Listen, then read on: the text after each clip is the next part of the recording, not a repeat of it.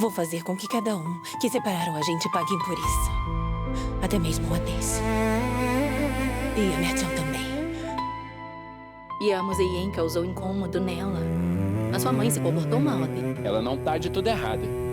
Ela sabe que ele é malado.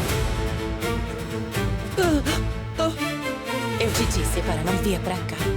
Se o Ateş descobrir alguma coisa, ele não vai parar. Por que a nossa presença te incomodou tanto? Mais uma vez, peço desculpa pela cena, Museyen. Por favor, não vá embora. Não posso deixar você ir embora assim. Eu te devo a minha vida. Já que você me deve a sua vida, então me pague essa dívida, encontrando a minha família.